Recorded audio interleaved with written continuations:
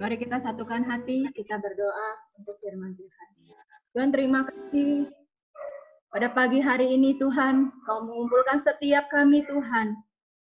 Kami tahu Tuhan, kami boleh berkumpul dalam ibadah Zoom ini Tuhan, semua karena anugerah-Mu. Semua karena kasih-Mu yang menggerakkan setiap kami Tuhan. Biar pagi ini Tuhan, kami boleh bersama-sama Tuhan telah memuji dan memuliakan nama-Mu Tuhan. Telah bersorak-sorai Tuhan. Karena sukacita daripadamu ada dalam hidup kami Tuhan. Dan sebentar kami akan mendengarkan sebagian dari kebenaran firman-Mu Tuhan. Biarlah Tuhan Engkau memberkati Tuhan hamba-Mu, anak-Mu yang akan menyampaikan firman Tuhan. Untuk Pak Bagus Tuhan Engkau berikan hikmat yang daripadamu Tuhan. Engkau berikan anugerah-Mu Tuhan. Urapan-Mu Tuhan dalam kehidupannya Tuhan, sehingga apapun yang beliau sampaikan Tuhan, itu boleh Tuhan tertanam dalam mata hati kami Tuhan. Sehingga kami bukan saja mendengarkan firman Tuhan, tapi firman itu boleh hidup dalam hidup setiap kami. Biar kami juga boleh menjadi pelaku-pelaku firman-Mu. Berkati setiap kami Tuhan yang ada di dalam ibadah Zoom pada pagi hari ini. Biarlah kami Tuhan boleh menyiapkan Tuhan hati, pikiran kami Tuhan, fokus kepada kebenaran firman-Mu pada pagi hari ini. Terima kasih Tuhan, terima kasih Yesus.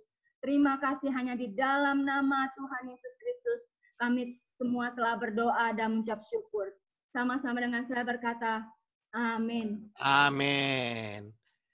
Mari kita buka hati kita buat kebenaran firman. Silakan Pak Bagus.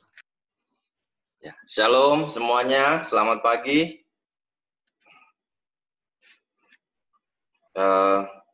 Pada pagi hari ini kita akan sama-sama merenungkan tentang kasih ya, hidup di dalam kasih Tuhan Yesus.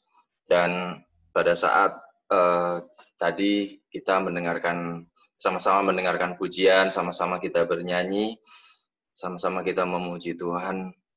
Ada satu peristiwa yang kita sama-sama alami, yaitu karya penebusannya yang kita sama-sama kenang, ya, bahwa kalau kita boleh kenang kembali karya penebusannya, bagaimana Dia yang begitu besar, bagaimana Dia yang begitu berkuasa, bagaimana Dia yang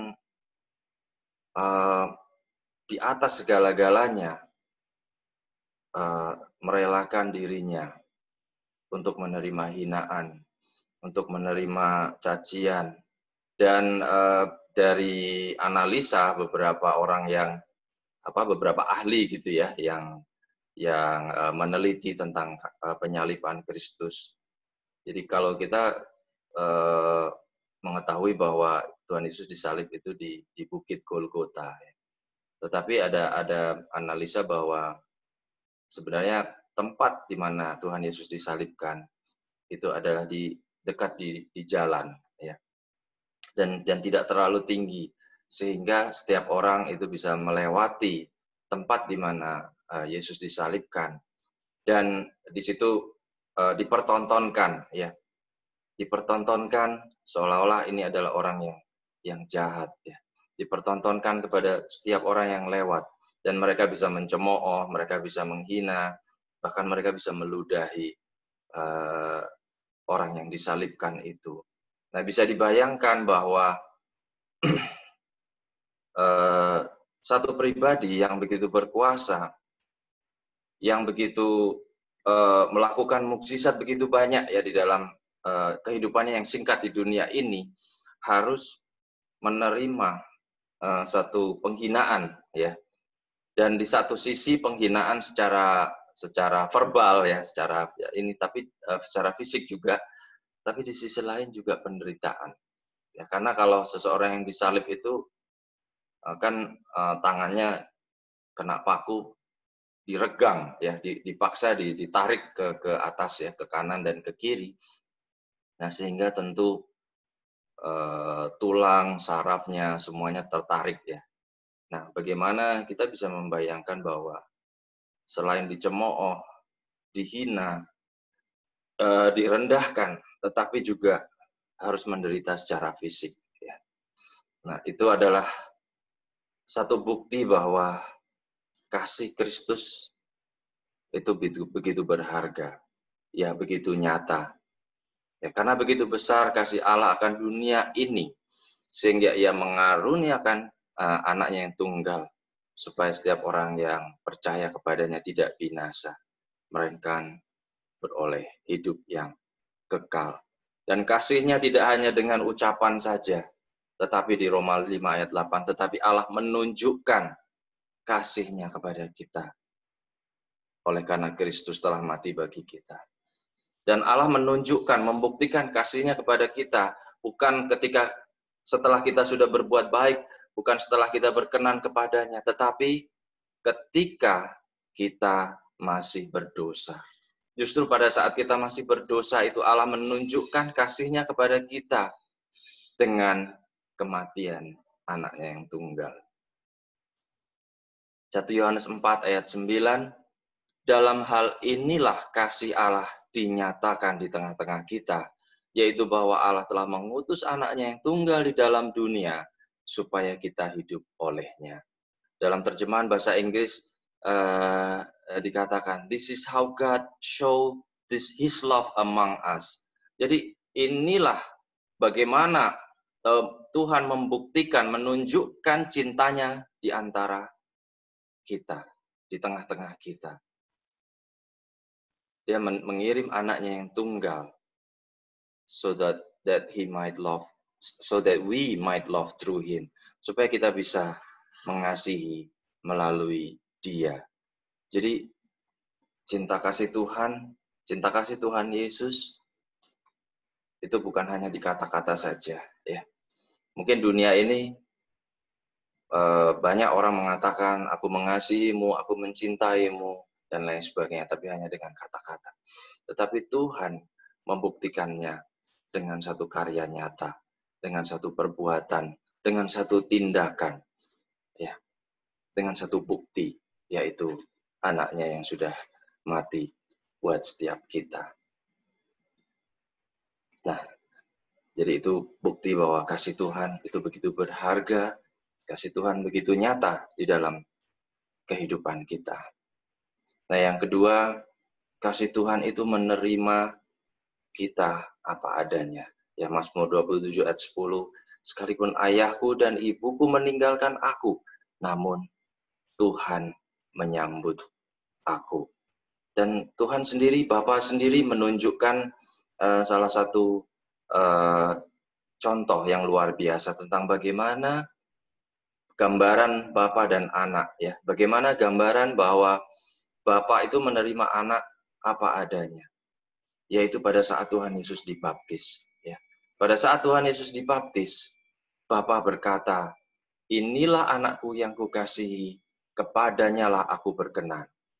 Nah, Bapa mengatakan itu kepada Yesus, bukan setelah Yesus membuat mukjizat, menghidupkan orang mati, orang lumpuh berjalan, orang buta melihat.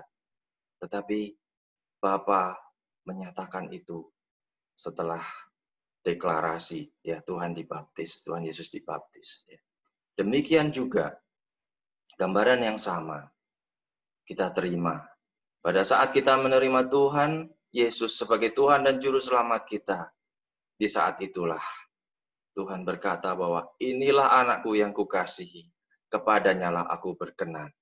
Bukan Tuhan berkenan karena apa yang kita sudah lakukan, bukan karena performance, ya. Tuhan, hubungan kasih kita dengan Tuhan tidak didasarkan kepada performance kita, tetapi hubungan kita dengan Tuhan adalah karena kasih Tuhan itu sendiri. Ya. Kekristenan itu tidak bicara tentang yang lain-lain. Kekristenan itu bicara tentang kasih, tentang pribadi Kristus, karena Kristus itu adalah kasih. Jadi kalau tidak ada kasih di dalam diri kita, maka kita harus merefleksikan apakah benar-benar kita sudah menerima Tuhan Yesus sebagai Tuhan dan Juru Selamat di dalam kehidupan kita.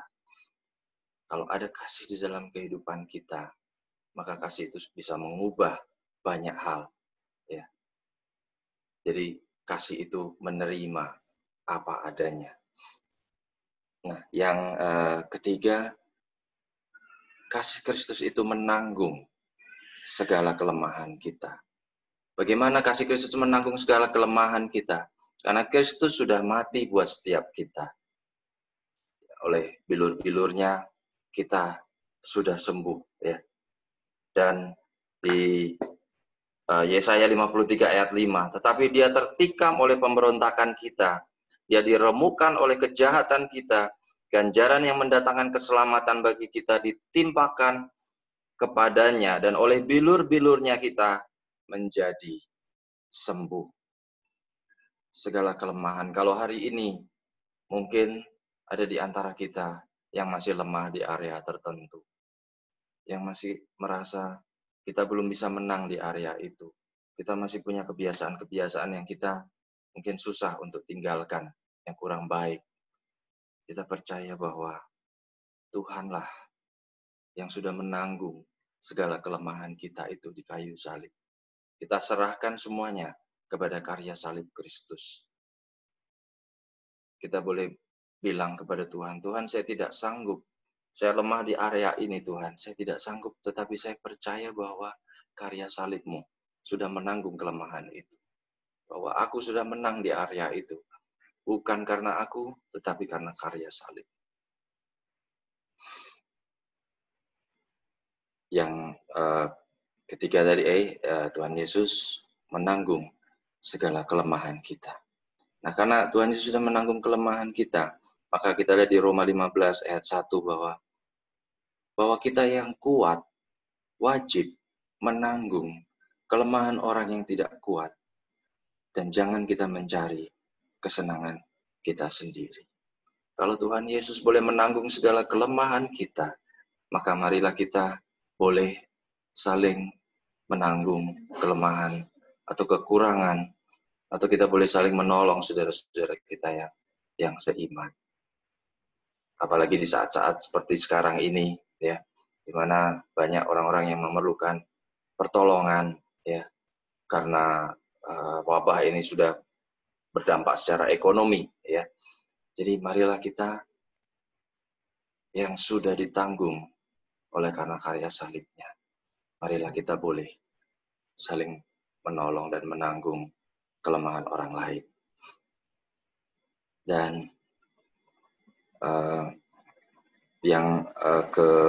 tadi keberapa ya? Keempat ya. Keempat, kita percaya bahwa kasih Kristus itu yang memberikan pengampunan. Ya. Ada satu kesaksian ya dari seseorang yang kebetulan di luar negeri, ya saya melihat dari YouTube ya. Jadi kalau tidak salah dia orang Rusia. Ya. Orang Rusia itu kan komunis ya. Di sana kan negara komunis. Jadi dia selama dari sejak kecil sampai dia besar, yang dia terima itu adalah pukulan demi pukulan. Ya, ibunya sudah meninggalkan dia, dan dia bilang bahwa saya sudah mengalami 27 tulang yang patah, dan itu semua yang mematahkan adalah bapaknya. Ya, bapaknya yang mematahkan 27 tulang, dan kemudian dia menambah beberapa puluh tulang rusuknya yang patah lagi dengan berantem, mukul orang, dan lain sebagainya. Nah, akhirnya, singkat cerita, dia menjadi seorang kriminal. Ya. Dia mencuri, dia merampok, dan dia keluar masuk penjara. Tapi ada satu peristiwa di mana waktu dia diadili oleh seorang hakim, dan hakimnya itu melihat tentang hakimnya seorang ibu dan tentang perjalanan hidup dia, dan hakimnya itu meneteskan air mata, dan kalau saya memberikan satu kesempatan buat kamu, maukah kamu berubah? Akhirnya dia bilang saya mau berubah. Akhirnya dia keluar dan dia berhenti untuk berbuat kriminal. Ya. Tapi dia belum mengenal Kristus. Ya. Dia nggak kenal Kristus karena dia nggak beragama. Jadi satu ketika ada seorang anak memakai kursi roda. Nah, minta tolong sama dia. Dan dia membantu mendorong anak itu, dan kemudian anak itu berkata, saya nggak tahu bahasa Rusianya, tapi kita pakai bahasa Indonesia aja ya. Anak itu bilang Om, ya. Kalau bahasa Rusianya Om saya kan nggak tahu. Jadi Om mau nggak saya kenalin sama Yesus? Oh, maulah. Nah, dia bilang, saya pikir saya ketemu teman baru ya, karena dia tahu bahwa ada orang Spanyol namanya Yesus kan, kalau orang-orang di Amerika Latin sana. Jadi ya nggak apa-apa lah punya teman baru. Jadi ternyata dia diajak ke gereja, dan disitulah dia mengenal pribadi Kristus. Ya, dia mengenal pribadi Kristus, dan tadinya dia ingin membunuh. Dia mencari bapaknya karena dia pergi dari rumah bapaknya karena nggak tahan, ya, dipukuli sampai tulangnya patah. Dia dewasa, dia bilang bahwa saya mau mencari bapak saya untuk saya bunuh. Gitu kan. Tetapi setelah dia menerima Kristus sebagai Tuhan dan Juru Selamat dalam kehidupannya, walaupun bapaknya sudah meninggal, ya, tetapi dia bisa melepaskan pengampunan. Dan dia bisa berkata bahwa walaupun ibunya meninggalkan dia, tapi dia bisa berkata bahwa melalui kedua orang tua saya bisa hadir di dunia, saya bisa ada di dunia, dan saya berterima kasih untuk kedua orang tua saya. Dan walaupun mereka sudah tidak ada, tetapi saya mengampuni apa yang sudah mereka lakukan, dan saya berterima kasih karena mereka sudah menjadi orang tua saya. Dan dulu dia takut untuk berumah tangga karena dia takut bahwa dia tidak bisa menjadi seorang ayah yang baik. Tapi dengan dia menerima pribadi Kristus, dia berubah, dia bisa menikah, dia bisa memiliki anak, dan dia bisa melayani. Nah, pribadi Kristus itu luar biasa. Ya. Yesaya 43 ayat 25. Akulah dia yang menghapus dosa pemberontakanmu, oleh karena aku sendiri dan aku tidak mengingat dosa. Roma 8 ayat 1, demikianlah sekarang tidak ada penghukuman bagi mereka yang di dalam Kristus. Dan seperti kesaksian tadi, dengan mendapatkan pengampunan, maka Lukas 6 ayat 35, tetapi kamu kasihilah musuhmu dan berbuat baiklah kepada mereka, dan pinjamkan dengan tidak mengharapkan balasan, maka upahmu besar, dan kamu akan menjadi anak-anak Allah yang maha tinggi. Ya. Jadi kasihilah. Mungkin mengasihi orang yang mengasihi kita itu mudah, tetapi Tuhan berkata, kasihilah musuhmu dan berbuat baiklah kepada mereka. Ya. Kita percaya bahwa dengan mengasihi, kita melepaskan pengampunan, maka kita mendapatkan damai sejahtera. Ya, hidup kita mengalami perubahan yang luar biasa. Kemarin Arthur berulang tahun, ya, dan saya bersyukur melihat bagaimana anak-anak saling mengasihi. Ya, mereka saling memperhatikan. Ya, Tasya juga merencanakan acara ulang tahun, ya, untuk kakaknya, ya, Arthur, ya. Dia bikin grup khusus, ya. Arthur nggak masuk di dalam grupnya karena takut ketahuan, ya. Jadi dia terus update, ya, ini kurang 1 hari, ya. Mas Arthur berulang tahun, ya. Dan dia persiapkan kado yang terbaik, dia susun, dan bersama-sama dengan Mas Hendy dia cari kue dan lain sebagainya dan berusaha supaya jangan sampai ketahuan. Dan itu sangat mengharukan bagaimana kasih itu ya. Kasih itu membuat kita bisa saling memperhatikan, membuat kita bisa memikirkan orang lain, ya, memikirkan orang-orang yang Tuhan tempatkan di dalam kehidupan kita. Ya sama seperti di keluarga New Life, cuma mungkin karena sekarang corona ya selalu kan di keluarga New Life sudah memberikan teladan bagaimana setiap yang berulang tahun dikunjungi, diberikan kue ulang tahun, ya itu bagaimana kasih itu membuat kita saling memperhatikan. Dan yang selanjutnya adalah kasih itu diberikan oleh Tuhan Yesus dengan satu komitmen. Ya, Tuhan Yesus itu pribadi yang gentleman, pribadi yang komit. Ya, kalau seperti saya, seringkali saya masih melupakan ulang tahunnya Bu Dita. Ya, seringkali masih nggak komit. Ya, tapi Kristus itu selalu komit. Kalau kita lihat ya waktu Petrus ya menyangkal kan di Yohanes 13 ayat 36, dan Simon Petrus berkata kepada Yesus, Tuhan, ini sebelum Tuhan Yesus disalib ya, kemanakah engkau pergi? Jawab Yesus, ke tempat aku pergi, engkau tidak dapat mengikuti aku. Nah, dan ayat selanjutnya Yesus berkata bahwa Petrus akan menyangkal Tuhan Yesus sebanyak 3 kali. Tetapi yang luar biasa bahwa komitmen Tuhan Yesus, walaupun Tuhan Yesus sudah tahu bahwa Petrus akan menyangkal Tuhan, akan menyangkal bahwa dia adalah pengikut Tuhan, tetapi Yesus berkata bahwa, tetapi kelak engkau akan mengikuti aku. Ya, itu menunjukkan bahwa Tuhan Yesus itu memiliki kasih yang penuh dengan komitmen.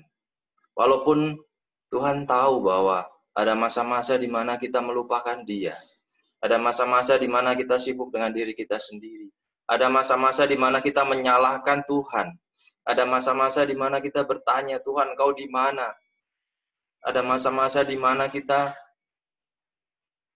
tidak mau percaya dengan pribadinya lagi. Tetapi kasih itu tetap berkomitmen. Tuhan tetap percaya bahwa kelak engkau akan mengikuti aku. Dan kita selanjutnya tahu apa yang terjadi dengan Simon Petrus ya. Begitu luar biasa. Berubah menjadi pribadi yang luar biasa. Jadi percayalah bahwa kasih Tuhan itu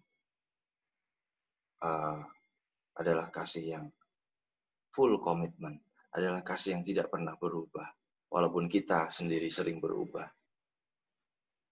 Dan bukan yang kita percaya bahwa bukan kita yang mengasihi Kristus, melainkan Kristus yang mengasihi kita. Saya dulu memiliki kepercayaan bahwa saya mengasihi Tuhan dengan memberikan persembahan, dengan berdoa. Saya pikir saya yang mengasihi Tuhan. Tetapi kebenaran firman berkata bahwa bukan kita yang mengasihi Kristus, melainkan Kristus yang mengasihi kita.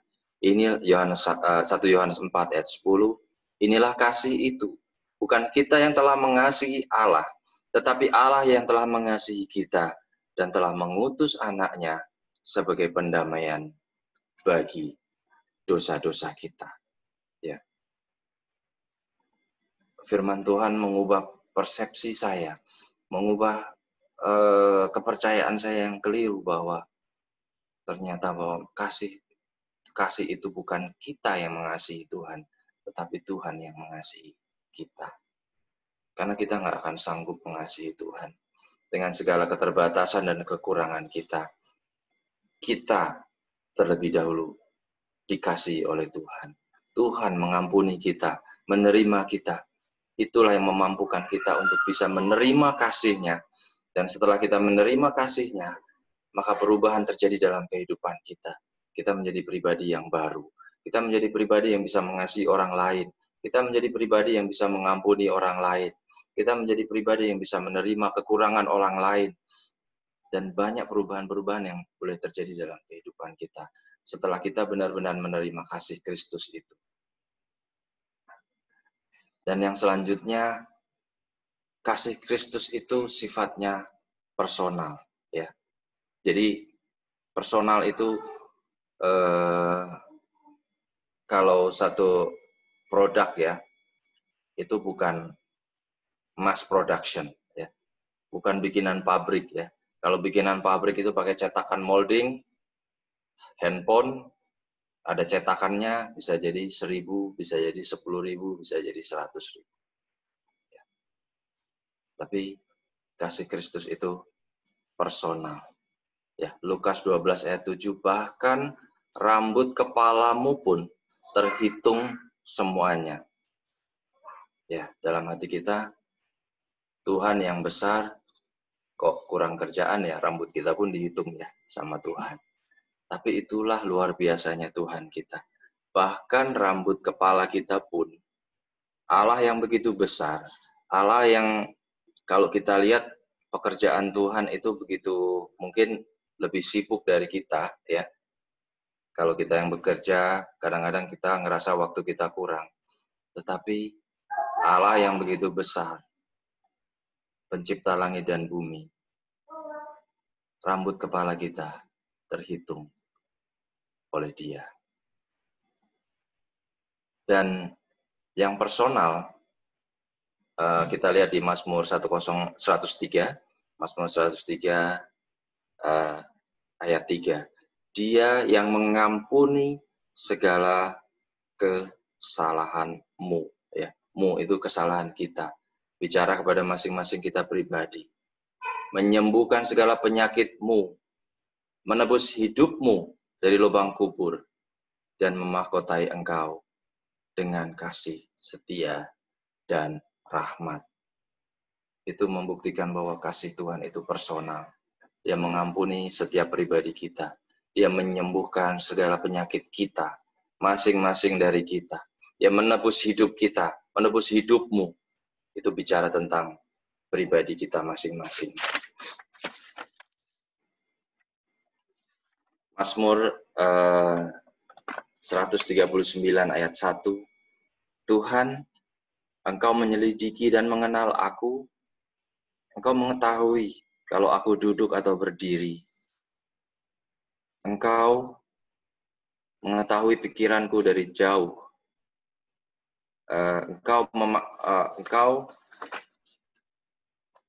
Saya baca di Alkitabnya saja ya, tulisan saya nggak bisa saya baca sendiri.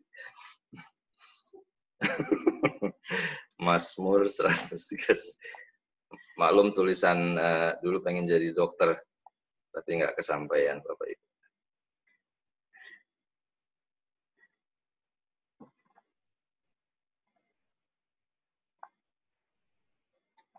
Engkau memeriksa aku kalau aku berjalan dan berbaring. Segala jalanku kau maklumi. Ya. Jadi kalau di bahasa Inggrisnya itu acquainted with all my ways. Jadi yang luar biasanya ya. Jadi Tuhan tahu kalau kita duduk, kita berdiri, Tuhan tahu jalan pikiran kita, dan Tuhan itu acquainted dengan segala jalan kita. Tuhan itu sangat paham. Tuhan itu sangat lebih dari familiar, ya, acquainted. Ya. Jadi percayalah bahwa kalau kita lagi ikutin maunya kita sendiri, ya, kalau kita sudah ada Roh Kudus yang ngasih tahu, tapi kita tetap ngeyel ya Bapak Ibu, kita tetap kayaknya ini bukan suara Roh Kudus ya.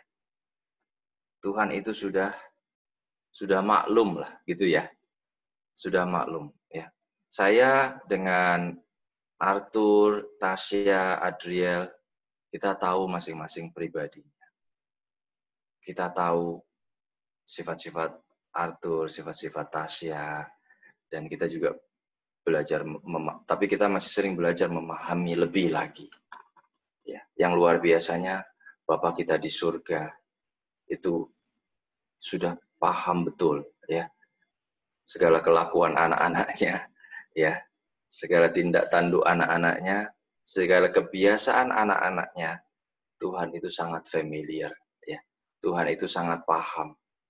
Jadi kita nggak boleh lagi berdoa, Tuhan, mengapa Engkau tidak mengerti aku, ya? Mengapa Engkau tidak memahami keinginanku, ya? Ya, itu doa-doa seperti itu. Saya percaya keluarga New Life tidak lagi lakukan, ya. Karena Tuhan Yesus itu betul-betul paham dengan siapa kita, ya, betul-betul familiar, ya. Bahkan di saat kita duduk, di saat kita tidur, ya, Tuhan memberkati kan anak-anaknya di saat kita tidur. Dan sama seperti yang pernah saya sharingkan, kalaupun anak-anak saya tidur, di saat mereka tidur, ya mereka tidak melakukan apapun, ya, tetapi saya melihat mereka dengan penuh cinta, membelai-belai mereka, mencium dan memeluk mereka. Dan saya percaya bahwa Bapa di surga, dengan penuh sukacitanya, ya, bilang sama malaikat-malaikat Tuhan bahwa ini aku sangat mencintai anakku ini, ya, anakku Devi, anakku Ata, anakku Agung, ya. Aku sangat mencintai dia. Ya. Bukan karena Agung sudah jadi kontraktor gitu misalnya, bukan, ya. Tetapi karena pribadi Agung yang begitu membuat cinta Tuhan itu seperti apa ya? Setiap kali mendengar Agung, hati Tuhan melonjak-lonjak kegirangan, ya. Hati Tuhan bersukacita karena begitu mencintai pribadi Agung, ya. Karena begitu mencintai setiap pribadi masing-masing kita. Bahkan ya rambut kepala kita pun dihitung oleh Tuhan. Bahkan di mana kita duduk, di mana kita berdiri, apa yang kita pikirkan pun Tuhan sudah tahu, Tuhan sudah paham. Dan kalaupun pikiran kita itu tidak sejalan dengan apa kata Tuhan, Tuhan selalu memberikan guidance dengan rohnya, memberikan guidance dengan roh kudusnya. Dan yang selanjutnya, saya sudah lupa nomor berapa ya Bapak Ibu. Kasih Tuhan itu tidak bisa diselami, ya. Akan tetapi Allah telah menunjukkan kasih-Nya, ya, Roma 5 ayat 8, karena Kristus telah mati bagi kita ketika kita masih berdosa. Dan di Mazmur, ya, 103 ayat yang ke-11, tetapi setinggi langit di atas bumi, demikian besarnya kasih Tuhan atas orang-orang yang takut akan Dia. Di ayat yang ke-12, sejauh timur dari barat, demikian dijauhkannya daripada pelanggaran kita. Mazmur Daud 139 ayat yang ke-6, terlalu ajaib bagiku pengetahuan itu, terlalu tinggi, tidak sanggup aku mencapainya. Kita tidak akan bisa menyelami kasih Tuhan. Kenapa Tuhan mau berkorban buat kita yang sampai hari ini mungkin masih sering juga melakukan kesalahan? Kenapa Tuhan mau menebus dosa-dosa dan pelanggaran kita? Kenapa Tuhan masih mau memaklumi, masih tadi ya acquainted dengan segala jalan kita? Walaupun jalan kita kadang-kadang tidak sesuai dengan jalan Tuhan. Tetapi Tuhan tetap acquainted, tetapi Tuhan tetap paham, tetapi Tuhan tetap mau berjalan bersama-sama dengan kita. Itu tidak bisa kita selami. Terlalu besar, terlalu tinggi, ya kata Daud. Terlalu ajaib. Kita nggak usah berusaha memahami. Kenapa Tuhan? Kenapa Engkau mengasihiku? Kenapa Engkau menebus dosa-dosaku? Kenapa Engkau berkorban buat aku? Buat apa Tuhan? Kita tidak perlu bertanya kepada Tuhan seperti itu. Terlalu tinggi. tidak bisa kita selami. Yang bisa kita lakukan adalah kita bersyukur, kita terima kasih Tuhan itu sebagai kasih yang tidak bersyarat. Ya. Jadi kita ditebus dari cara hidup yang sia-sia, bukan dengan barang fana, ya, bukan dengan emas perak, melainkan dengan darah Kristus, dengan darah yang mahal. Maka tidak bisa kita memahami, ya, kenapa Tuhan mau melakukan itu. Ya karena begitu besar kasih-Nya. Kalau kita bertanya, kenapa Tuhan? Kenapa kasih-Mu begitu besar? Itu adalah terlalu besar, terlalu tinggi, ya. Daud sendiri berkata, tidak sanggup aku mencapainya. Tidak akan bisa kita menyelami jalan pikiran Tuhan. Yang bisa kita lakukan adalah mensyukuri kasih yang begitu luar biasa itu. Dan yang selanjutnya, kita hidup di dalam kasih Kristus adalah karena Dialah sendiri kasih itu, ya. 1 Yohanes 3 ayat 16, demikianlah kita ketahui kasih Kristus, yaitu bahwa Ia telah menyerahkan nyawanya untuk kita. Jadi kita pun wajib menyerahkan nyawa untuk saudara-saudara kita. Dalam terjemahan bahasa Inggris, by this we come to know progressively, to recognize, ya, to perceive, to understand the essential love that He laid down His own life for us. Ya, jadi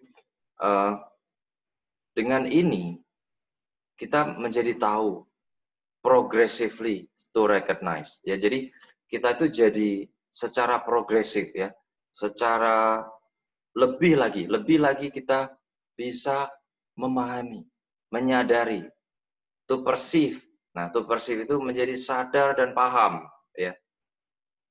To understand, menjadi paham tentang essential, makna sebenarnya, makna yang mendasar dari kasih itu. Ya. Jadi dengan kita menyadari bahwa He laid down His own life for us, Dia sudah menyerahkan hidupnya bagi kita, maka kita menyadari lebih lagi bahwa esensi tentang kasih itu sendiri. Ya. Esensi yang mendasar dari kasih itu sendiri adalah pengorbanannya. Dialah kasih itu, yaitu pengorbanan.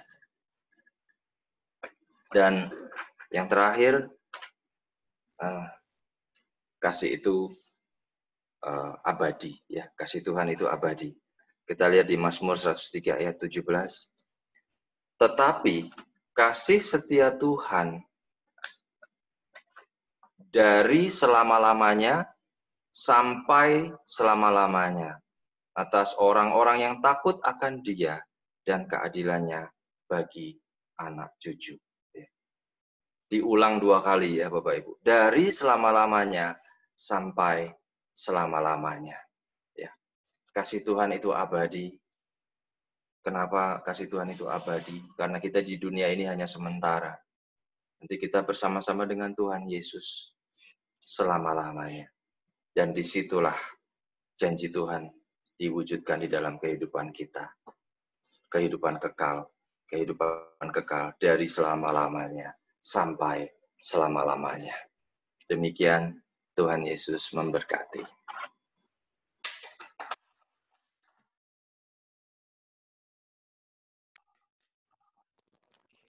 Baik, terima kasih Pak Bagus buat renungan yang luar biasa. Saudara, kita menyadari bahwa kasih Tuhan itu memberi, mengorbankan tadi dikatakan, menanggung, menerima apa adanya, mengampuni, berkomitmen, saudara. Nah, ini dia yang agak susah. Kadang komitmen ini kan kadang kita ini masih in the mood gitu kan ya. Nah, saudara, kita perlu menyadari betul bahwa kadang ketika kita mengasihi itu kadang terasa sakit bagi daging, gitu ya. Semalam saya teringat Rema, bangsa Israel itu kan bangsa yang keras kepala, tegar tengkuk dan berkepala batu gitu kan ya. Akhir-akhir ini saya sedang dapat rema bahwa jangan pernah menyerah dalam melayani. Tuhan sanggup mengubahkan sesuatu yang keras menjadi lembut. Saudara. Jadi apapun yang kita lakukan ketika kita melayani orang lain, jangan pernah menyerah. Dan saya ingin mengingatkan kita kembali mengenai FC, Family Church, saudara. Di sini kita dibutuhkan satu kerinduan hati, komitmen, dan tanggung jawab untuk kita bersama-sama terus berkomitmen membagikan Injil itu pertama buat diri kita. Bukan buat orang lain dulu. Injil itu buat diri kita dulu. Bagaimana kita membagikan Injil buat diri kita? Dengan mengikuti ibadah, dengan berdoa, merenungkan firman buat diri kita dulu. Setelah Injil itu kita khotbahkan bagi diri kita, baru kita bagikan kepada anggota keluarga kita. Saudara ingat, Injil adalah kekuatan Allah. Itu tanggung jawab kita, saudara. Banyak orang yang suka pingin pelayanan di luar, saudara. Banyak orang yang pinginnya, wah kalau mimbar itu, kalau khotbah di mimbar. Sekarang khotbah nggak perlu mimbar. Hidup kita itu adalah mimbar kita. Bagaimana kita dengan anggota keluarga dan sebagainya. Bagaimana ketika kita bicara tentang komitmen, tanggung jawab, apakah kita berkomitmen dan bertanggung jawab dalam menjalankan apa yang Tuhan percayakan pada kita. Jadi mari saya mengajak saudara yang ingin terlibat dalam FC, saudara boleh mendaftar di ANE, saudara boleh info nama saudara, kemudian anggota Family Church saudara. Siapa kita belajar berkomitmen bersama. Dengan adanya grup FC, saudara-saudara yang berkomitmen, saudara akan selalu diingatkan untuk ber-FC setiap minggunya ya saudara. Walaupun bahannya saya jadikan 1 dan NLC, tapi saudara ingat waktu kita ber-FC itu kita mengajarkan juga anak-anak kita untuk merenungkan firman, melayani. Saudara bersyukur kalau saya pribadi di dalam FC sekarang sudah mulai makin cair, saudara. Sudah mulai makin cair dan enak, dan waktu saya tanya siapa yang mau khotbah minggu depan, ada yang berinisiatif, saudara. Oh, gimana kalau saya khotbah? Oh, saya yang pimpin pujian gitu. Nah, itu sudah menurut saya dalam keluarga saya itu suatu peningkatan yang luar biasa, saudara. Makanya saya mengajak kita untuk berfamily church, untuk kita belajar berkomitmen di sana, saudara, untuk membagikan kasih, membagikan Injil, bukan hanya kepada diri kita, tapi kepada keluarga kita. Dan saya ada tadi pagi, saudara, nggak apa-apa kita santai, tadi Pak Bagus sudah menyampaikan kebenaran firman, dan saya ingin mengajak kita ke dalam aplikasinya. Tadi pagi saya terbangun langsung teringat sebuah ayat, saudara, Filipi pasal 4 ayat yang ke-17. Dan seringkali kalau saya terbangun teringat ayat, habis itu saya langsung duduk dan mencatat, saudara. Dan saya percaya ayat ini buat kita semua. Filipi 4 ayat yang ke-17. Tetapi yang kuutamakan bukanlah pemberian itu, melainkan buahnya yang makin memperbesar keuntunganmu. Nah, tadi kita sudah belajar bahwa Tuhan menyatakan kasih-Nya kepada kita dengan memberi dirinya bagi setiap kita. Pagi ini saya diingatkan betul-betul, pagi ini saya percaya ini kehendak Tuhan atas setiap keluarga New Life, untuk kita belajar memberi kembali. Mungkin kita ibadah online gitu ya. Jadi karena nggak ada kotak persembahan, kita lupa memberi. Bisa jadi. Di New Life kita menyediakan berbagai cara. Saudara boleh masukkan di gereja, di amplop. Kalau saudara ingin masukkan persembahannya di gereja juga boleh datang ke gereja. Saudara boleh transfer melalui GoPay atau melalui rekening BCA atau gimana, kita akan atur aja, saudara. Jadi kita sudah atur begitu supaya saudara tetap dengan sebuah kesadaran bahwa waktu kita beribadah kita memberi. Mungkin kalau saudara keluarga, kalau saya misalkan dalam FC misalkan, kami ada dompet yang memang dalam habis kita ber-FC, anak-anak saya, istri semuanya memasukkan persembahan di sana. Jadi dengan sebuah kesadaran yang penuh di sana. Saudara, saya ingin mengajak kita kembali mengingatkan hal itu. Kenapa hal itu saya ingatkan? Yang pertama, bukan yang pertama, maksudnya saya mengingatkan ini, saya percaya ini bukan karena sesuatu yang lain. Saudara, mungkin orang bisa salah mengerti tentang ini karena kondisi COVID kok ngomong persembahan sih. Saya percaya ini rema yang Tuhan berikan pada saya. Saudara tahu saya tidak terlalu sering bahas tentang persembahan, tapi hari ini saya menyampaikan kepada saudara, saya menyampaikan ini bukan karena gereja kita sedang kekurangan, gereja kita justru di COVID ini kondisinya plus. Biasanya itu saldonya hampir selalu nol. Saudara. Di COVID ini malah kondisinya plus, luar biasa ya. Beri kemuliaan dulu bagi Tuhan. Pengeluaran kita juga minim sekali, tapi saya melihat jumlahnya besar. Ya ini tersenyum lebar dia kalau plus. Karena ya ini bendaharanya, saudara. Jadi saya menyatakan ini bukan karena kondisi gereja kekurangan, tapi ini kebenaran yang harus kita ketahui bahwa waktu kita memberi itu memperbesar keuntungan kita. Saya merindukan bahwa keluarga New Life itu diberkati. Saya melihat dengan mata kepala sendiri dalam hidup saya, orang-orang yang setia bertanggung jawab dalam hal keuangannya, memakai untuk pekerjaan Tuhan makin diberkati, saudara. Dan saya rindu bukan hanya sebagian orang yang diberkati. Nanti yang sudah diberkati karena dia bertanggung jawab makin diberkati. Saudara perhatikan talenta 10, 5, dan 1. Saudara. Yang 10 mendapat lebih banyak lagi. Dan talenta itu sebenarnya diberikan Tuhan sesuai dengan kesanggupan kita masing-masing kok. Sesuai dengan kesanggupan kita masing-masing. Bukan, saudara jangan mengharapkan sesuatu yang besar, yang melebihi kemampuan kita, melebihi kesanggupan kita. Apa yang ada pada kita, yang Tuhan berkati, itu sudah sesuai dengan kesanggupan kita masing-masing sebenarnya. Jadi nikmati saja apa yang Tuhan percayakan pada kita. Kemudian saya mengatakan ini juga bukan karena hidup saya kurang, tidak. Hidup saya lebih dari cukup, saudara. Saudara tahu prinsip saya bahwa saya bukan hidup dari persepuluhan, saya hidup dari Tuhan yang memelihara hidup kami. Saya berharap itu menjadi prinsip kita semua. Saudara hidup bukan karena sumbernya pekerjaan saudara, tapi karena Tuhan yang memelihara hidup saudara dan saya. Tuhan memberkati saya juga dengan cara yang ajaib di tengah-tengah COVID ini. Ada banyak keperluan, apalagi beberapa waktu yang lalu kami mesti ganti terop rumah, kemudian bayar uang sekolah dan sebagainya. Tapi hingga saat ini tidak pernah kekurangan apapun. Tuhan memelihara dengan cara yang ajaib. Tiba-tiba ada yang berkirim berkat dari luar kota yang tidak kami perhitungkan, tiba-tiba bisa memberkati kami dan berbagai macam cara. Tuhan memelihara hidup saya lewat persembahan persepuluhan, lewat mengajar, entah banyak macam cara. Jadi saya percaya, saya menyampaikan ini 100% bukan karena gereja kekurangan, bukan karena saya kekurangan.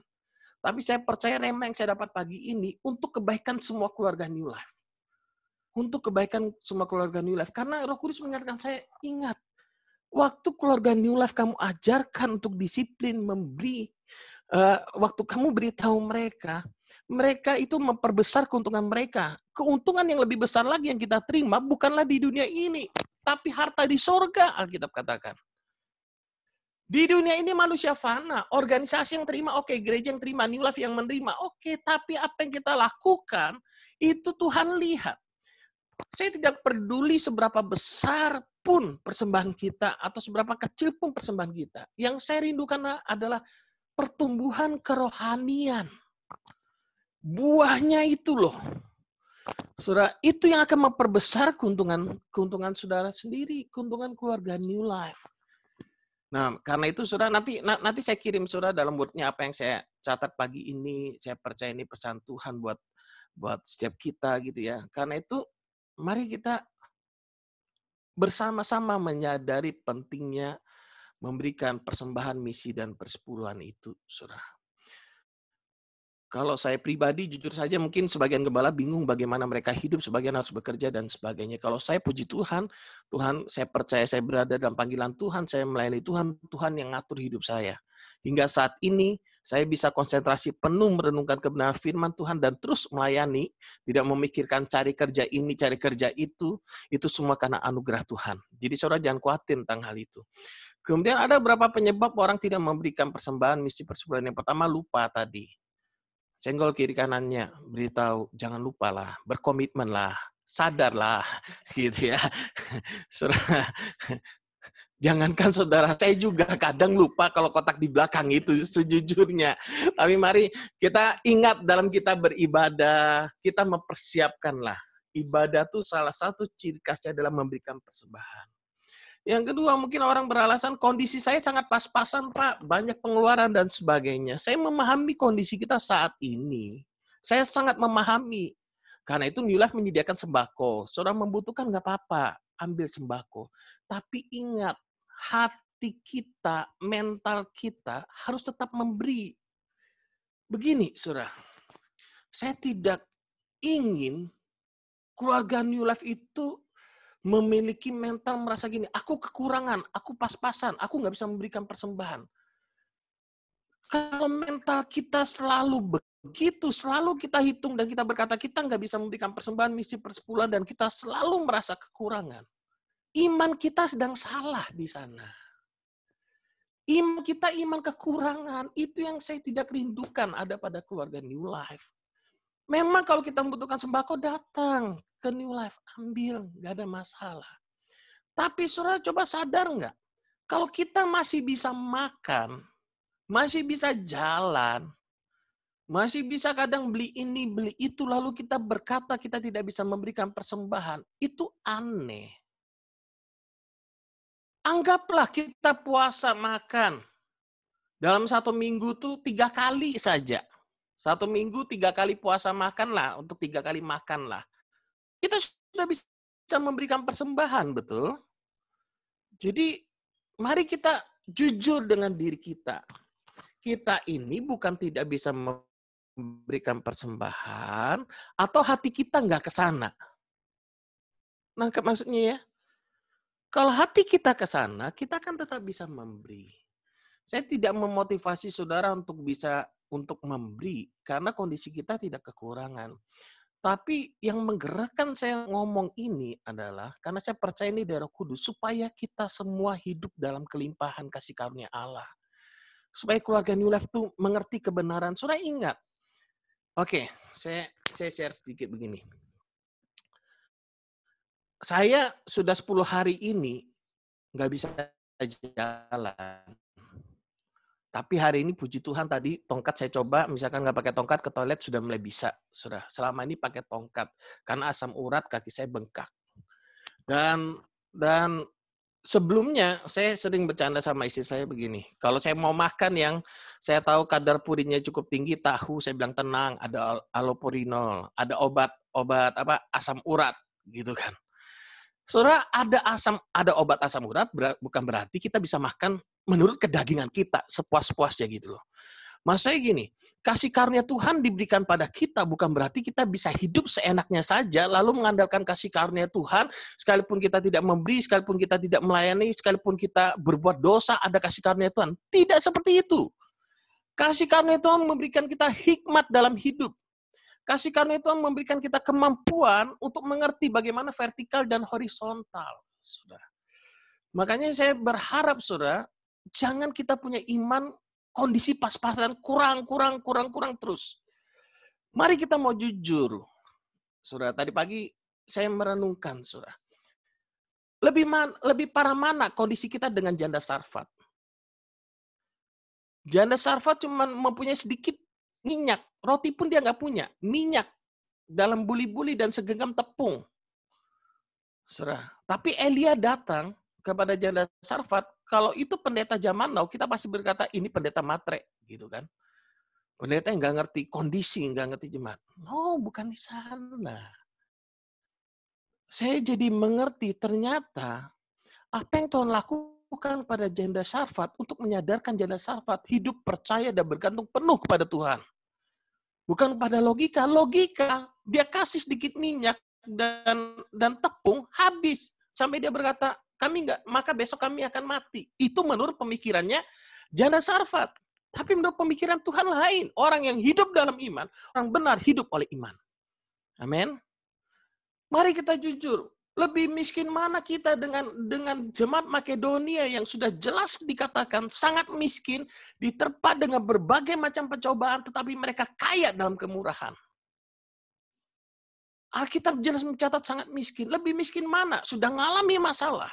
Tapi mereka nggak cari alasan untuk tidak memberi. Jangan-jangan kita terlalu banyak alasan ya.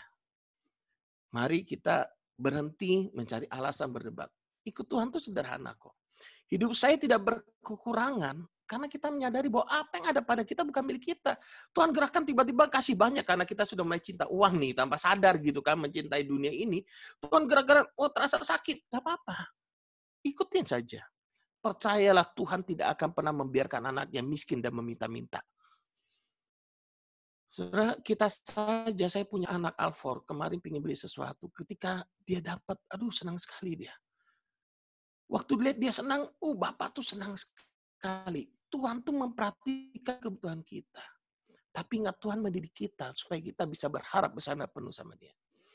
Lebih miskin mana kita dengan janda miskin yang memberikan 2 perser. Yang sampai Yesus puji dia. Yang memberikan seluruh apa yang ada padanya. Berhenti kita mencari alasan. Saya rindu banget keluarga New Life itu hidup dalam kehidupan berkat. Orang yang dapat dipercaya akan dipercaya lebih banyak. Betul. Orang yang dapat dipercaya dapat mendapatkan kepercayaan lebih banyak.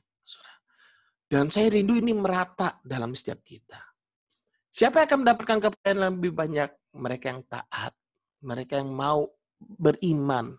Percaya kepada dia. Jangan punya iman kekurangan. Walaupun kita hitung-hitung, mepet banget. Tapi katakan aku kaya dalam kemurahan. Saudara mau kasih sekecil apapun jangan sungkan. Kadang yang jadi masalah karena kesombongan kita cuma bisa memberikan 5.000 perak misalkan. Lalu kita berat kata, aduh kecil sekali malu Akhirnya kita nggak memberi. Ini namanya sombongan. Kita harus berubah. Maka maksudnya 2% saat itu sangat tidak berarti seakan-akan. Tapi Tuhan melihat hati. Tuhan akan mengangkat setiap keluarga New Life. Itu yang menjadi kerinduan saya, saudara. Saya rindu banget untuk kita semua nih sama-sama mengalami kebenaran ini dan menghidupinya. Jadi kita memberikan persembahan memang bukan karena berkat, itu kebenaran. Saudara, persembahan itu ungkapan kasih kita kepadanya, ucapan syukur kita kepadanya, pernyataan iman kita bahwa semua yang ada pada kita 100% milik Tuhan. Kalau kita persembahan misi persepuluhan aja, kita berat, ya minimal memberi salah satu lah persembahan kayak atau apa yang sungguh-sungguh dari hati kita lah kita yang paling dalam. Bagaimana kita mengakui semuanya itu milik Tuhan? Bagaimana kita mengakui itu semua berasal daripada Tuhan? Dan kita percaya Tuhan yang memberkati kita. Tuhanlah yang memelihara hidup kita. Waktu kita memberi, kita mengambil tanggung jawab dalam pekerjaan Tuhan. Kita bertanggung jawab dalam pekerjaan Tuhan. Bukan hanya khotbah, tapi bertanggung jawab. Saat kita memberi, kita tidak akan kekurangan. Malah memperbesar keuntungan kita. Ini harus kita sadari. Dengan memberi, kita menjaga hati kita. Supaya kita nggak terikat pada cinta akan uang, cinta akan dunia ini. Saudara, itu kerinduan saya yang tadi pagi saya dapat rema. Sampai istri saya bilang masih ngantuk. Lalu saya langsung duduk, saya langsung catat, saya langsung merenungkan. Ini pasti ada pesan Tuhan nih buat setiap kita di tengah-tengah pandemi COVID ini. Jangan menaruh pengharapan kita kepada manusia, kepada pekerjaan kita, tapi taruhlah pengharapan kita hanya kepada Tuhan. Mungkin sebagian orang yang nggak ngerti, karena nanti saya akan kirim ke grup New Life, bisa salah mengerti. Tapi nggak apa-apa. Yang penting kita semua menyadari kebenaran ini. Kita memberi, memperbesar keuntungan kita. Jangan lupa, sekali lagi bukan karena persembahan kurang dan sebagainya. Justru persembahan gereja kita berlebihan. Justru persembahan gereja kita malah bulan ini kita bisa alokasikan dengan jumlah yang lumayan untuk yayasan kita. Itu dari persembahan gereja. Karena berlebihan kita kan harus mengalokasikan untuk dipakai untuk pekerjaan Tuhan. Jadi saudara, saya percaya Tuhan terlebih rindu saudara dan saya hidup dalam berkat-Nya. Amin. Amin. Jadi saya berdoa supaya Roh Kudus menolong kita untuk membukakan kebenaran ini. Mungkin di minggu terakhir ya, minggu ini ya. Hidup dalam kasih Tuhan. Ingatlah selalu bahwa ketika kita memberi, kita sedang hidup dalam kasih karunia Tuhan. Kita mengambil tanggung jawab menjadi orang yang dapat dipercaya. Amin. Amin. Jadi itulah kita aplikasikan hidup kita. Dalam keluarga juga terasa sekali, saudara, tentang bagaimana poin-poin yang Pak Bagus sampaikan tadi itu benar-benar luar biasa. Kalau Arthur ulang tahun sama dengan Alford ulang tahun gitu ya. Tanggalnya sama gitu. Saya juga yang ulang tahun kali ini melihat bagaimana Mengasihi itu justru belajar dari anak-anak, Alin dan Lovin. Mereka bingung cari kado buat kokonya, sampai bercanda. Alin tuh pengen belikan gelang apa? Gelang kapel, satu buat kakak ipar katanya.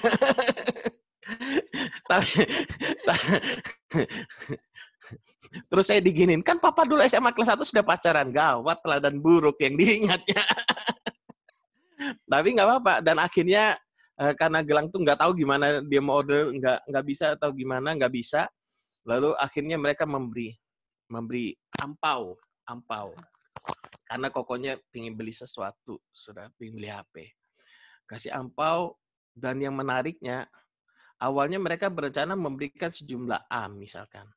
Anggaplah 150.000.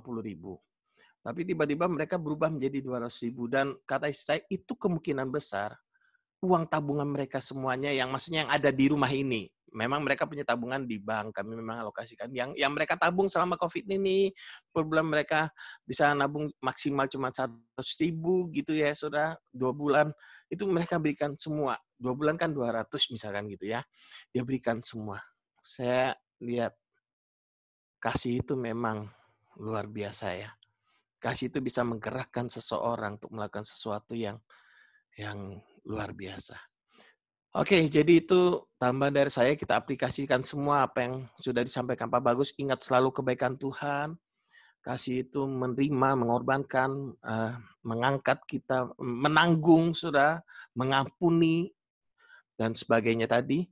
Dan mari kita hidup itu dan bagikan pada sama kita. Amin. Khotbahkan Injil pada diri kita, khotbahkan Injil pada keluarga kita dulu, baru khotbahkan Injil kepada orang luar. Kalau seorang mau khotbahkan Injil kepada orang luar tuh gampang, karena orang nggak lihat hidup kita. Tapi kalau kita khotbahkan Injil pada anggota keluarga kita bicara komitmen, ternyata kita nggak komitmen.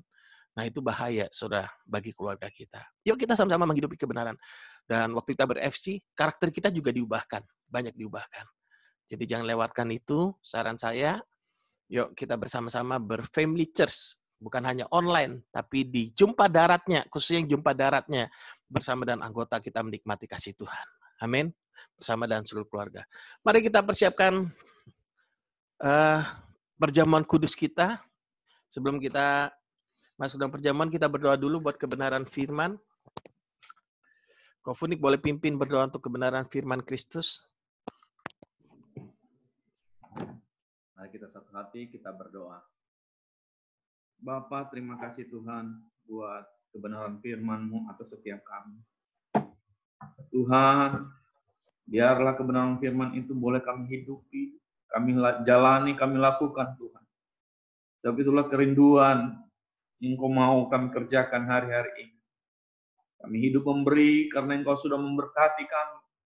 Memberikan diri-Mu mati di kayu salib. Engkau memberikan seluruh keberadaan-Mu Tuhan, dengan suatu kerelaan. Oleh itu Tuhan tolong setiap kami. Mampukan setiap kami Tuhan untuk mengingat akan anugerah kebaikan yang daripada-Mu. Pada saat ini Tuhan kami secara khusus berdoa. Bersama-sama menyatukan hati. Biarlah belas kasihan-Mu turun dalam keluarga Pak Bagus. Memberkati Pak Bagus dalam usaha pekerjaannya Tuhan. Biarlah Engkau memberikan hikmat. Memberikan kemampuan ilahi. Sehingga apa yang dia kerjakan menjadi berhasil karena kasih Tuhan. Karena kemurahan dan kebaikan Tuhan. Memberkati keluarganya. Memberkati Budita Tuhan. Memberkati anak-anak mereka Tuhan. Dalam nama Tuhan dipermuliakan. Terima kasih Bapa buat anugerah. Buat segala kebaikan yang datang dalam hidup keluarga Pak Bagus. Biarlah mereka menjadi terang, menjadi teladan bagi banyak orang. Terima kasih Tuhan Yesus. Terima kasih buat kemurahan-Mu. Terima kasih buat anugerah-Mu pada hari ini. Kami sungguh bersyukur buat kebenaran firman-Mu yang mengajar kami, mendidik kami. Di dalamnya nama Tuhan dipermuliakan. Terima kasih Bapa. Segala pujian syukur kami hanya kami naikkan kepada-Mu. Dalam nama Yesus kami sudah berdoa dan mengucap syukur. Haleluya. Amin. Amin. Mari kita persiapkan hati kita masuk dalam perjamuan kudus.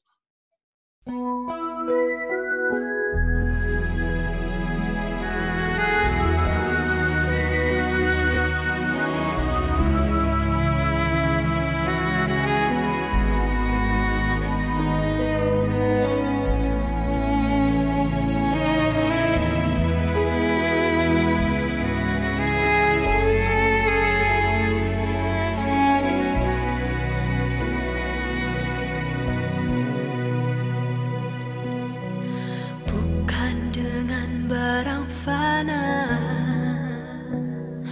Kau membayar dosaku dengan darah yang mahal, tiada noda dan celah.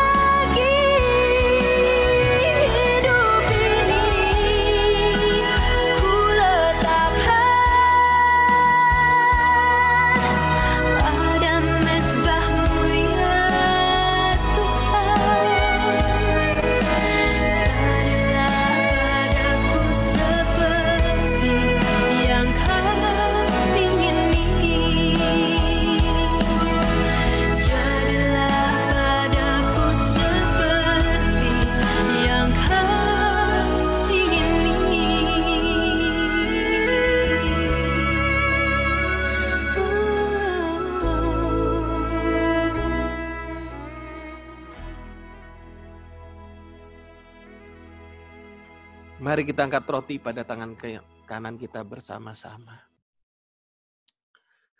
Saudaraku yang dikasihi oleh Tuhan, Kita sudah mendengar kebenaran firman yang luar biasa. Tuhan mencintai saudara dan saya dengan Dia memberikan dirinya, mengorbankan dirinya di atas kayu salib bagi saudara dan saya. Ia menerima saudara apa adanya. Ia menerima saudara dan saya apa adanya. Ia mengampuni kita. Ia menanggung semua akibat dosa kita di atas kayu salib. Terima kasih buat kebenaran firman-Mu yang dahsyat Tuhan Yesus. Dan sebagai nyata kasih-Nya, Dia berikan hidupnya. Terima kasih Tuhan Yesus. Ia sendiri telah memikul dosa kita di atas kayu salib, supaya kita yang telah mati bagi dosa, hidup untuk kebenaran. Dan oleh bilur-bilur Tuhan Yesus, kita semua telah sembuh. Saudara-saudaraku yang dikasihi oleh Tuhan Yesus, bukankah roti yang berada pada tangan kanan kita ini adalah persekutuan kita dengan tubuh Yesus Kristus? Mari kita makan dengan iman dalam nama Yesus.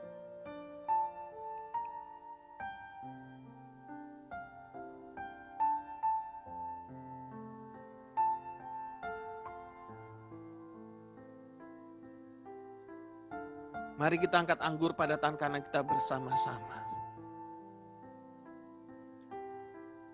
Sebab di dalam Dia dan oleh darah-Nya kita telah beroleh penebusan, yaitu pengampunan dosa menurut kekayaan kasih karunia-Nya. Kita yang dahulu jauh telah menjadi dekat oleh darah-Nya. Saudara-saudaraku yang dikasihi oleh Tuhan Yesus, bukankah anggur yang berada pada tangan kanan kita ini adalah persekutuan kita dengan darah Kristus? Mari kita minum dengan iman dalam nama Yesus.